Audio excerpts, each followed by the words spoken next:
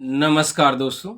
आज हम आपको आपकी संपत्ति की सुरक्षा का जो व्यक्तिगत अधिकार है, प्राइवेट प्रतिरक्षा का अधिकार, प्राइवेट डिफेंस, उसके बारे में जानकारी देंगे। क्या आप अपनी संपत्ति की सुरक्षा करते हुए किसी भी व्यक्ति की मृत्यु कारित कर सकते हैं या मृत्यु से भिन्न कोई अन्य नुकसान कर सकते हैं?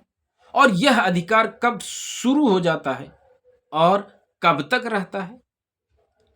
इन सभी तथ्यों को समझाएंगे इस वीडियो में। थोड़ा सा हम इसके पहले की भूमिका आपको बता दें ताकि आपको टॉपिक आसानी से समझ में आ जाए। दोस्तों, भारतीय न्याय संहिता में एक अध्याय जनरल एक्सेप्शन है, साधारण अपवाद है। उस चैप्टर में यह अधिकार दिया गया है और यह जो जिस शीर्षक के रूप में यह दिया गया है वह प्राइवेट प्रतिरक्षा के अधिकार शीर्षक के नाम से दिया गया है।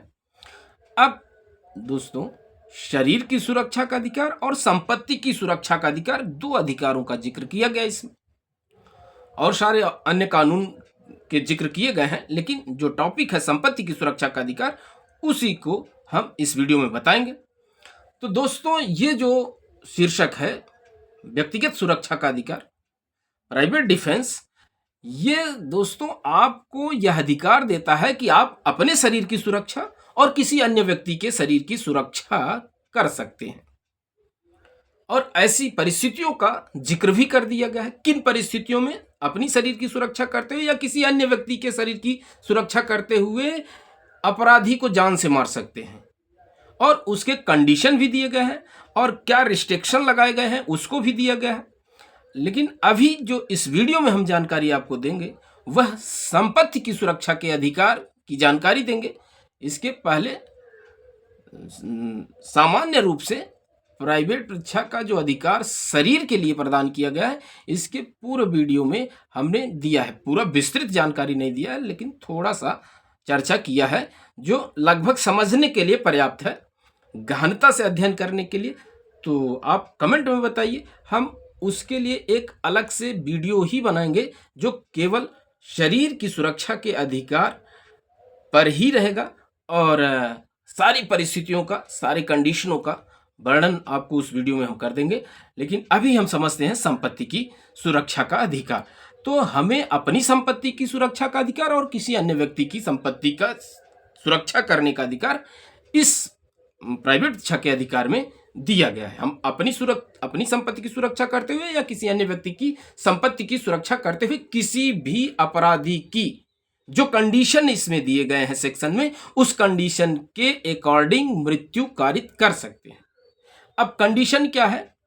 अपराध बता दें आपको: लूट, रात्रौ गृह भेदन, अग्नि या विस्फोटक पदार्थ द्वारा रिष्टि जो किसी निर्माण, तंबू या जलयान को की गई हो, जो मानव आवास के रूप में प्रयोग किया जाता हो। दोस्तों, अब चोरी, रिष्टि, गृह अत्याचार,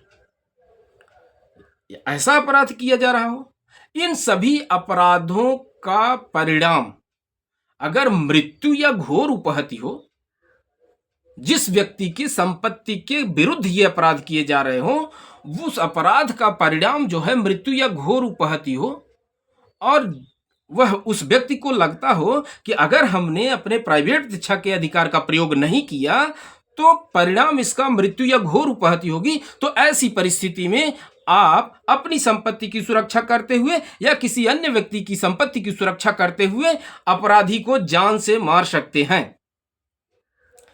अब दोस्तों, हम देखते हैं कि क्या जान से मारने के अलावा भी कोई विकल्प उपलब्ध है। दोस्तों, ये सेक्शन 40 से लेकर 43 में व्यवस्था दी गई है। 40 में उन कंडीशनों का वर्णन किया जिन कंडीशनों में आप अपराधी को जान से मार सकते हैं, और यह भी बता दिया दोस्तों कि धारा 37 में कुछ रिस्ट्रिक्शन दिए गए हैं। उन रिस्ट्रिक्शनों के अधीन रहते हुए सेक्शन 40 के जो कंडीशन दिए गए हैं, उन कंडीशनों में आप किसी भी अपराधी की जो उस संपत्ति के विरुद्ध, आपकी संपत्ति के विरुद्ध या किसी ऐसे व्यक्ति के संपत्ति के विरुद्ध कर रहा है, उस कंडीशन में आप उसको जान से मार सकते हैं। अब दोस्तों आगे जो बताता है, आगे बताता है कि क्या जान से ही मारने का विकल्प है। तो दोस्तों सेक्शन 41 में बताता है कि जान से आप नहीं मार सकते हैं, 37 के रिस्ट्रिक्शन के अधीन रहते हुए। और सेक्शन 40 में जो कंडीशन दिए गए हैं, अगर वो कंडीशन नहीं है, मतलब परिणाम उसका मृत्यु या घोर उपहति नहीं है, तो आप जान से नहीं मारेंगे, कोई अन्य नुकसान कर सकते हैं। अब आइए देखते हैं कि यह अधिकार कब से शुरू होता है और कब तक बना रहता है।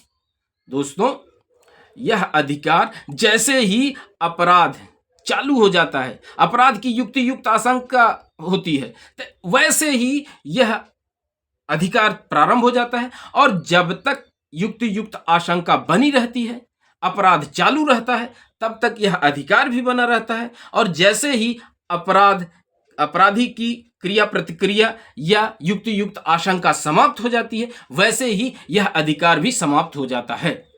दोस्तों इस वीडियो में संक्षिप्त रूप से संपत्ति की सुरक्षा के अधिकार के बारे में जानकारी दी गई है। और निवेदन करते हैं कि चैनल को अधिक से अधिक लोगों तक शेयर करिए, वीडियो को भी अधिक से अधिक लोगों तक शेयर करिए, कमेंट करिए। दोस्तों आपको बता दें, अगर कोई लॉ का स्टूडेंट है, विधि का विद्यार्थी है, और शरीर की और संपत्ति की सुरक्षा के अधिकार को विस्तृत रूप से जानना चाहता है, तो वो हमारे कमेंट में लिखे। हम एक अलग वीडियो शरीर और संपत्ति पर बनाएंगे, जो लगभग आधे घंटे से लेके 1 घंटे तक हो सकता है वह वीडियो, क्योंकि टॉपिक थोड़ा लंबा और गहरा है। इसलिए ये तो हमने फॉर्मल बताया आपको कि ये कब शुरू हो जाता है, कब आप मृत्यु कारित कर सकते हैं, कब मृत्यु से भिन्न अन्य नुकसान कारित कर सकते हैं। तो दोस्तों वीडियो देखने के लिए आपको धन्यवाद, चैनल सब्सक्राइब करने के लिए धन्यवाद। निवेदन करते हैं कि वीडियो को अधिक से अधिक लोगों तक शेयर करें। दोस्तों वीडियो देखने के लिए धन्यवाद, चैनल सब्सक्राइब करने के लिए धन्यवाद। दोस्तों मिलते हैं एक नवीन तथ्य, नवीन जानकारी के साथ अगले वीडियो में। तब तक के लिए नमस्कार।